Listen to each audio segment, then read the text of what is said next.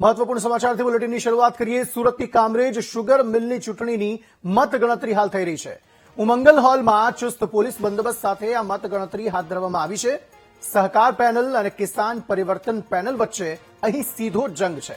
સહકાર પેનલ અને કિસાન પરિવર્તન પેનલના સમર્થકોનો અહીં જમાવડો જોવા મળી રહ્યો છે। ગઈકાલે વ્યવસ્થાપક સમિતિની ચૂંટણી યોજાઈ હતી। 14 ઉમેદવારોનું ભાવિ મતપેટીમાં સીલ થયું હતું। 14 ઝોન પર 18 ઉમેદવારમાંથી 4 ઉમેદવાર બિનહરીફ થયા હતા।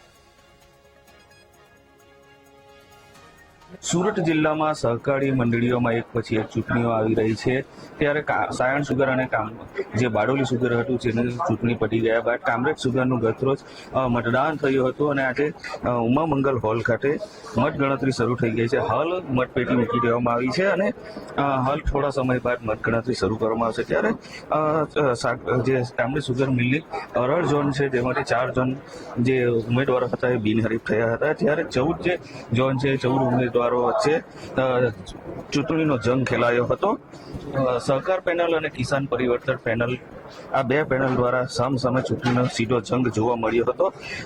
હાલ તો જે મતગણતરી છે મતગણતરી ના જે બેલેટ પેપર છે એ છૂટા કરવામાં આવી રહ્યા છે। જનરલ ચૂંટણી હોવાથી જે ચૂંટણી પરિણામ છે એ પરિણામ પણ થોડું લેટ આવી જવાની શક્યતા છે, પરંતુ હાલ જે ચૂંટણીની પ્રક્રિયા છે હાથ ધરવામાં આવી છે અને જે બેલેટ પેપર છે બેલેટ પેપર છૂટા કરીને હાલ જે મતગણતરી છે એ શરૂ કરવામાં આવશે। ત્યારે જે ઉમેદવારો છે અને તેમના સમર્થકોનો પણ બહાર જમાવડો જોવા મળી રહ્યો છે। કેમેરામેન નાજીર સાથે નિર્મલ પટેલ, વીટીવી ન્યૂઝ।